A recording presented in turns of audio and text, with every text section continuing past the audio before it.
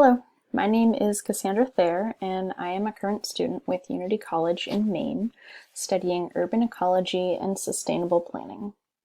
In addition to this, I am a longtime resident of Plymouth and a current employee of the town. Today's presentation will take us through an ongoing public issue of food insecurity and how the town may help to combat this through urban agriculture. Food insecurity has been defined by the United States Department of Agriculture as a lack of consistent access to enough food for an active and healthy lifestyle. More specifically, though hunger and food insecurity often go hand in hand, hunger is the feeling of not having food, while food insecurity is not having the financial resources to get the food. As you can see in this chart, there are a few different levels of food insecurity. To have high food security, a household never has to worry about how they are going to access food. Marginal means that they may have anxiety at times. Low refers to households who have changed their diets or eating habits around their food security. And very low is when one or more members have their eating disrupted or food intake reduced due to this insecurity. It's also important to remember that these households may or may not include children. In Plymouth County, prior to the pandemic, there were approximately 35,870 people who were considered to be food insecure. During and supposedly after the pandemic, this number has been projected to jump drastically, pushing the rate to 2.1% of all households in the county. As reported by the Greater Boston Food Bank, pre-COVID, 1 in 11 residents were food insecure, but now the number is closer to 1 in 8.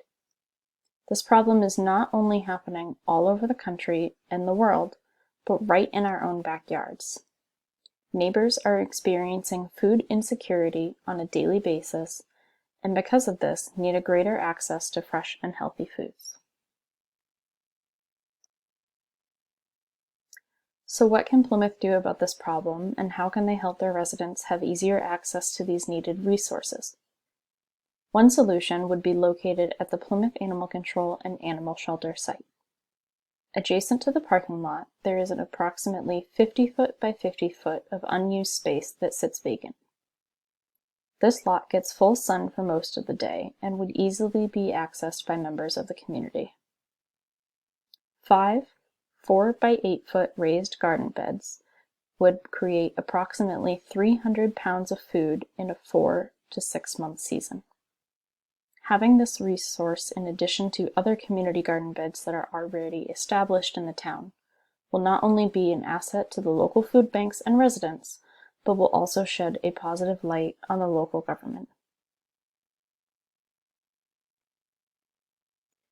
In addition to the community garden to be established in South Plymouth, another site that could be used is the Plymouth Public Library main branch, located on South Street. Though the front lawn does contain a few shade trees on the left-hand side, the right side of the lawn is completely empty following the death and removal of the 2 trees seen in the Google Earth view. This full sun area would greatly benefit from a small urban orchard of fruit trees. This addition will not only provide shade to residents wishing to utilize the lawn, but also a fresh fruit source.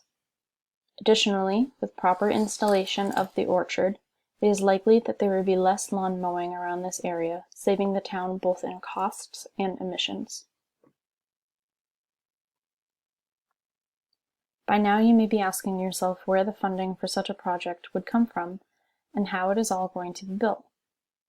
Fortunately, South Shore Community Partners in Prevention has gifted the town of Plymouth with a grant that will cover the cost of not only building the raised garden beds, but also filling them with substrate and plants, as well as the cost of the fruit trees for the urban orchard.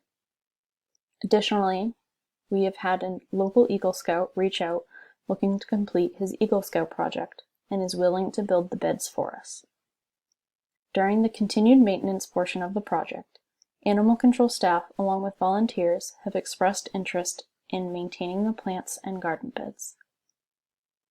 For Town of Plymouth officials, this may seem like a no-brainer, increased access to food for their residents, a community outreach project, and for a cost covered through a grant. All we need now is the approval from the Board of Selectmen.